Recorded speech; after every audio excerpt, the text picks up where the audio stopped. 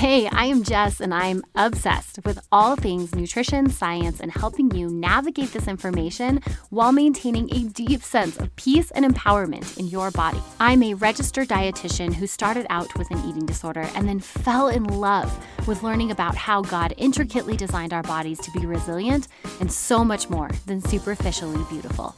I am now a mama who loves to be healthy, not because of how it makes me look, but because of how it has transformed the energy I can give to my family, my friends, and you. On this show, we hit on real talk around the latest nutrition science and body image resiliency, all while balancing it between grit and grace. Think of this as your weekly audio coffee to encourage your empowered eating journey. This is the Fuel Her Awesome podcast. Hey friend, happy 2024. Can you believe we are here? 2019 was literally 5 years ago. That's so crazy. I am so jazzed you're here. I love the new year. I'm not so much like a New Year's resolution kind of girl, but I'm definitely the kind that loves casting new visions, dreaming up new ambitions for the year. I'm so here for that. And this time in particular is really fun to work with you guys because it's like this fresh start. There's a new sense of hope that I think we bring into the new year where we have this like glimmer of sparkle where we're like, maybe this is the year. And if you're one of those people that's like, I don't set New Year's resolutions because you're afraid of the failures, you're afraid that, you know, if I have hope in it, I'm going to be let down again because it's never worked out before. I'm going to tell you, I am so glad you are here. Here on the show, we talk about empowered eating, which is really getting to the heart of eating and learning to build an empowered relationship with both food and our bodies. So, you know, wherever you fall in the New Year's vision casting spectrum, I just want to say that I'm holding a lot of hope for you this year, friend. I think this can be the year that you make some major changes, whether that's upstairs in your brain that we need to make those changes or physically in your body feeling healthier and stronger and more empowered. I think this can be the year. I hold that hope for you, and I'm really excited. If you have been with me for some time, I'm so glad you're back. Welcome to 2024. I've got some really cool new things coming for you guys this year. We are going to dive in today to talk about the 3 ways you're going to grow by tuning into the show this year. Whether you've been here or you're new, I want you to know what to expect this year. And let me just kick it off by sharing some really exciting news. I have been working on a quiz for you. I have lots of different options and lots of different ways I support people. And you know, I think this is honestly one of the hardest parts about my job. It is not a one size fits all.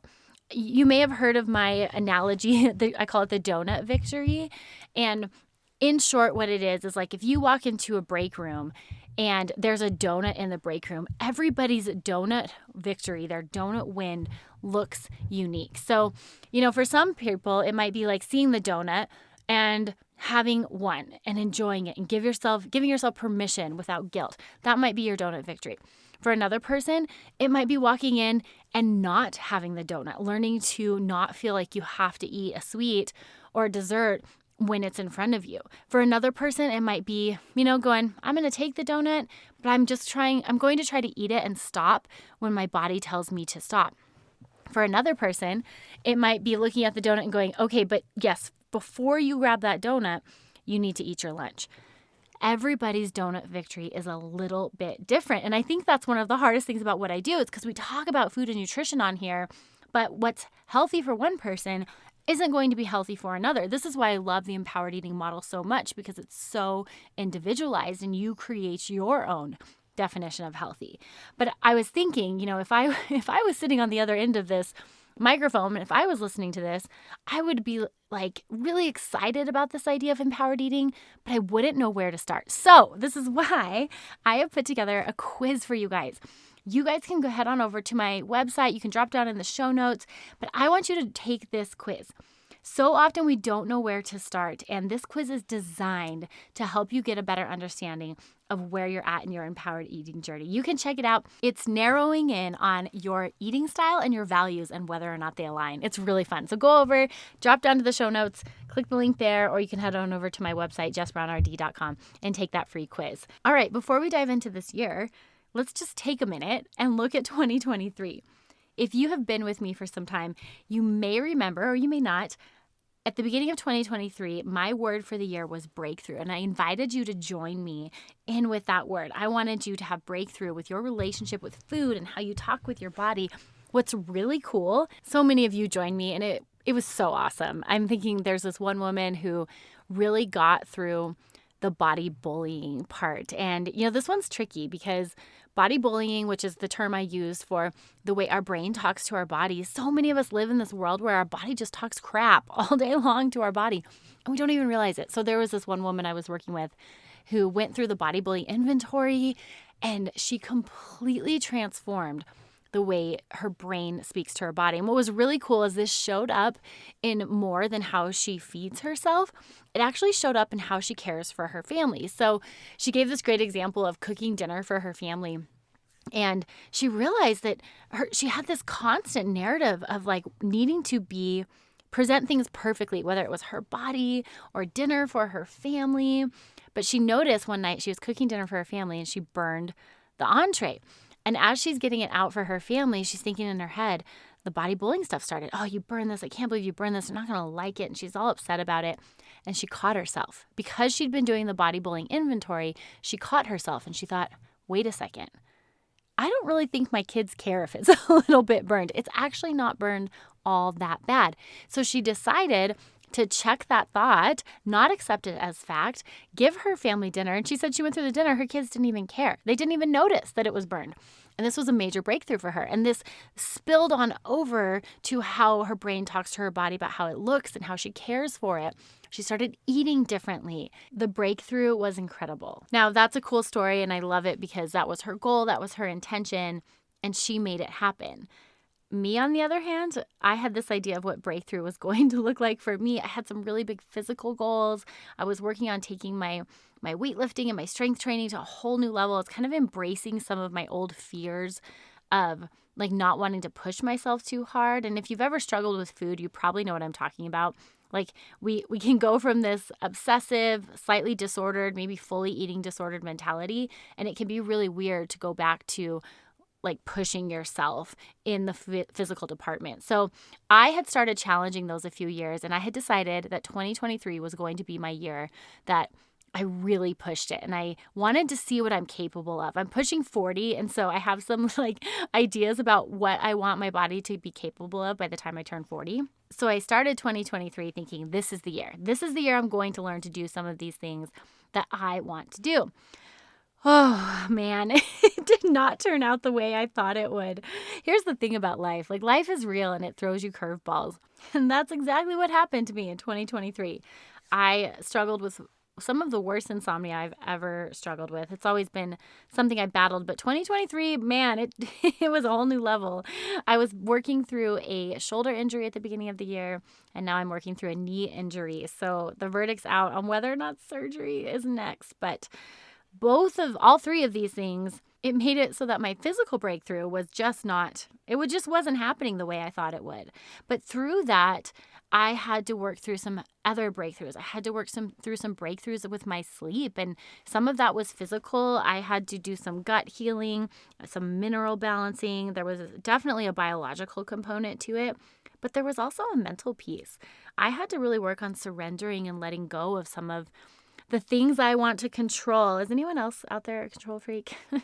I imagine you probably relate at some point in your life, but I had to really work and grow in my own faith and laying down some of the stressors and not the stressors, but the control that I would like to have. What I realized through these struggles is that I actually had some mental barriers that I needed to break down. I had to relook at how I was living out. Personally, for me, it was my faith. I was not having the level of faith that I wanted to have and really leaning into God and trusting Him with His process. And that was showing up in my insomnia, my lack of sleep. I think it was actually impacting my gut health. I had some of those mental barriers that I needed to break through before I could move on to some of my bigger ambitions. I think of this kind of like, I know they're not as in style anymore, but do you guys remember those no-show socks? The ones that you couldn't see and you'd wear like with tennis shoes so it looks like you weren't wearing socks. Now, have you ever had one of those fall off your heel while you have shoes on? It's like the most annoying thing in the world. Well, one time this happened to me. It was during a race. I was running a half marathon and I kept on running. I was like, I'm not going to stop and fix my sock. I can't be bothered to stop and fix my sock. Now, on the one hand, there's some resiliency in this, right? Like I figured like I have the power to push through this. I can persevere. I had decided I wasn't going to sacrifice time to stop and fix my sock and keep going. But on the other hand, while I was white knuckling through that annoyance of the sock off my heel, that little guy was in my shoe doing its own thing. It was creating havoc in my shoe on my foot. It was in the wrong spot. It was leaving my heel exposed for that 13.1 miles. It was causing friction then on my heel to the back of my shoe.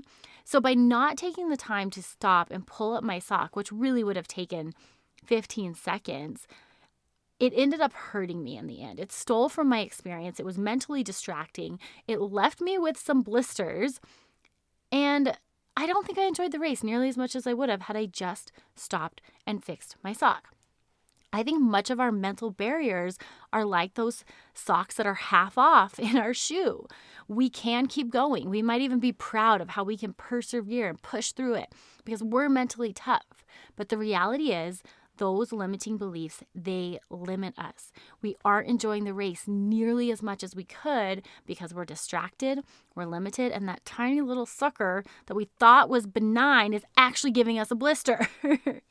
So last year was all about pulling up my metaphorical no-show socks so I could run a little faster this year. I beat insomnia. I'm so excited to say I have finally beat it. I am looking at just about 6 weeks now of really incredible sleep. I broke through some serious limiting beliefs. I am deepening my faith every day. Of course, I'm not perfect, but I am working hard on that and then trusting God to fill in the gaps where maybe I'm not as strong, right? Help me with my unbelief. There were some necessary ducks that I really needed to get in a row to prepare me for some of the visions I have for this year. I had to fix my socks. So my question for you is, do you need to fix your socks? And what are those socks? Do you have them, do you have maybe something off biologically? You would know that you do if your lab work is off, if your gut health is off. That was really clear to me when my gut health and my sleep were off. That's my rest and digest, my parasympathetic systems. Those were off. There's things we can do about that. Maybe it's the way you talk to your body. Maybe you have this negative narrative that is going on in your head over and over again. And if that's going on, honey, that's not just a sock halfway off. That's like you got a sock halfway off and a whole thing of rocks in your shoe and maybe even some cactus needles. You've got so much going on in there. You cannot keep running. We have got to change some of that. So here are some examples of where you might feel some of this friction. Maybe if you are willing to do a detox, but you feel resistant to eating more fruits and veggies, that might be a sign that your sock is halfway off. Let's say you're interested in adding in more exercise, but you feel resistance learning how to eat before you go to the gym. That freaks you out to add food around your exercise. Maybe someone's interested in becoming a vegetarian, but then you feel resistant to learning and trying new protein needs. Maybe someone wants to eat healthy, but then they feel resistance to flexibility and they feel guilty anytime they don't eat something that is, quote, healthy. Maybe you're someone who is highly motivated to push yourself and take on a new sport like a triathlon or a marathon, but you feel resistance to rest days. Or maybe you're someone looking to lose weight, but you feel resistance to eating certain foods or cooking or spending time in the kitchen. Now, this doesn't capture all of them, but these scenarios show us that we as women sometimes have these really big ambitions. We are motivated boss babes, but there are some basic foundational things that need to be laid before we work towards their goals. We have to fix our socks. Friend, if this is you, first of all, I want you to know there's no shame. I mean, I've been doing this stuff for 15 plus years, and last year I had to fix my socks. I had to make some changes. And one of the things that kept me in a place of growth was maintaining curiosity over criticism. And when we can stay there, there is so much we can learn. So if you can stay curious with me and hang out here on the show, here are 3 ways you are going to grow this year by tuning into the Fuel Her Awesome podcast. Number 1, you are going to discover a deeper definition of healthy. Girl, we do not believe healthy is a one-size-fits-all on this show. It is based on what you value. This can be really hard in and of itself because we are surrounded by so much information and so many people, their highlight reel is on social telling us how magical it is to be their definition of healthy. We need to get clear on what that is for you. And that's a lot of what we discuss here on the show. The second way you will grow is you will learn really cool science, both from mental and physical health perspectives. My background as a dietitian, and then even more so as a sports dietitian, gets so excited about all the cool information we know about food and how it impacts our health. So for example, here's my favorite, like one of my all-time favorite nutrition science facts. You have an internal antioxidant like factory. So anytime like we eat food, metabolism happens, and some of the metabolic byproducts of just, living are something called free radicals. And I think of free radicals like my little boys running around in a ceramic shop. It's funny, I just took them painting like an hour ago, and I was constantly like, don't touch that, hands to yourself, please put your hands in your pocket. Free radicals are like my little boys in the ceramic shop. Like anything they touch, there's a potential that they could break it. A bowl in a china shop kind of stuff going on. Now, our body has these internal antioxidant systems that basically it's like scooping my kid up. It just neutralizes those free radicals so that they can't cause damage, which is actually what I ended up doing. I put my kids on my back because I was like, you guys are too tempted. You cannot be around this stuff. And then we got out of there very quickly. So your body has this internal antioxidant factor, and one of the major players in that antioxidant system is manganese, the nutrient called manganese, and you can find this dense and packed in your pineapple. So I love making me a pineapple, banana, spinach, and a little bit of Greek yogurt and honey smoothie. We call it candy juice in my house.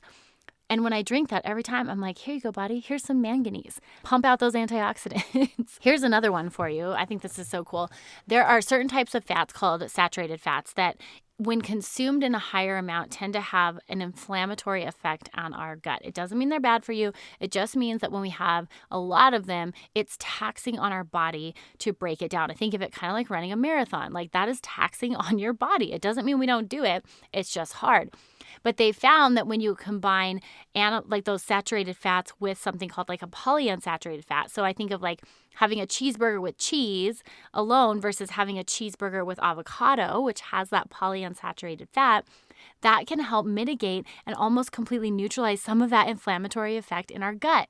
So if you're looking at having a cheeseburger and maybe you have a heart health history or you're worried about your heart health, throw some avocado in it, girl. That avocado helps your body stay a little bit calmer. So if we compare it to the marathon, it's kind of like someone picked you up in a golf cart and drove you for a few of the miles. It decreases the inflammation and the work that your body had to do. So cool, right?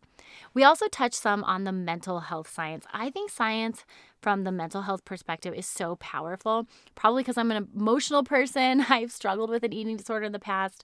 I think all of us can relate to some of those negative thoughts, and we want to develop emotional intelligence. And I actually think emotional intelligence is really important when it comes to making actual changes with your diet. One of my favorite areas of research in mental health is the power of naming an emotion. And what they found is that when we can name the emotion, specifically when we are experiencing a negative emotion, it starts to diffuse. It doesn't hold as much power. And how they've tested it is they've actually taken like aversive pictures and shown them to people, and they've rated their stress levels, both verbally, their verbal stress levels and their biological stress levels. So measuring like their heart rate and what's happening internally. And they found that they don't have as much of an emotional or visceral response when there was an emotion name attached to the aversive picture.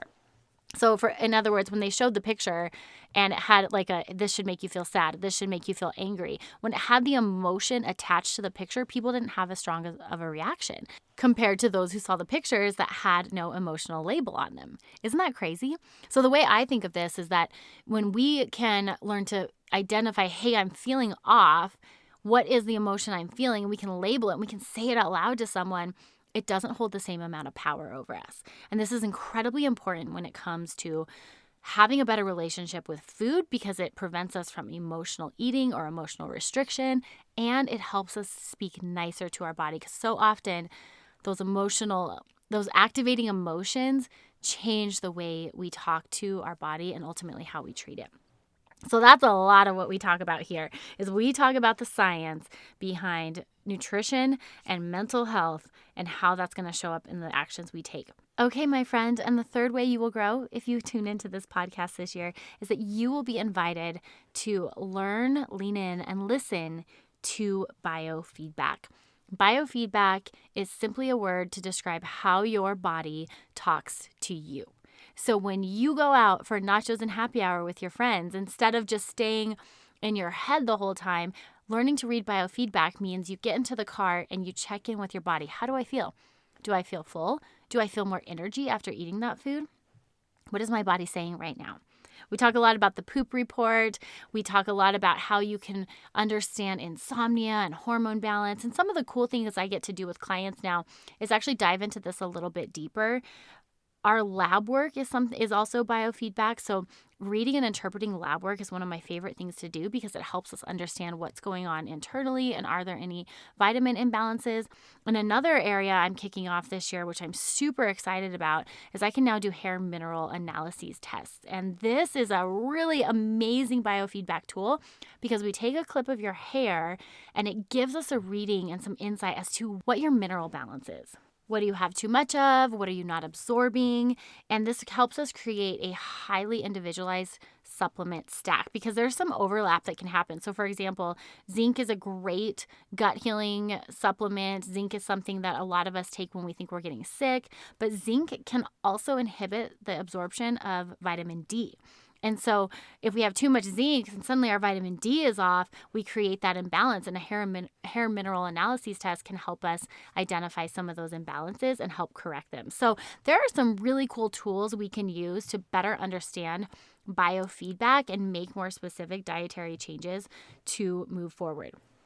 All right, let's do a little recap.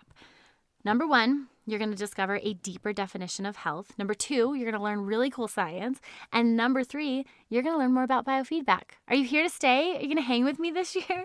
I am so excited you're here because I really do believe this is going to be an amazing year. This is going to be not just an amazing year, but the year where we choose the hard to make sustainable changes over quick fixes.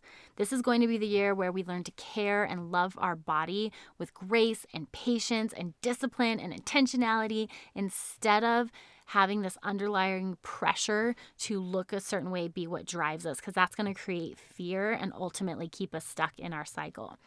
I am believing for you, my friend, that this is the year that you will grow with your body and not just find it comfortable to be in your body, but you are going to discover this empowered way of living in your body, to be stronger, to be more energetic, to be the girlfriend, the wife, the mom, the student, the sister, the daughter, the friend, the leader that you want to be. It is a new year, it is a new season, and we're going to take it this year, every single step, with gratitude and anticipation for what's coming. And most of all, you know I'm here for it, lots of fun. Here is my audio hug for you today, my friend. Have a beautiful day. Cheers and happy eating. Gosh, I'm so glad you joined me today. If today encouraged you, would you take a minute and encourage me by leaving a review for the show? I read every single one of these reviews, and your words, they mean so much to me. This podcast is here to support you weekly, but it only scratches the surface. To learn more on how you can become an empowered eater, snag my free workshop, How to Eat Intuitively and Hit Your Goals Without Obsessing Over Food, at jessbrownrd.com. Don't forget to join me right here next Monday, where I cannot wait to fuel your awesome. Cheers, my sweet friend, and happy eating.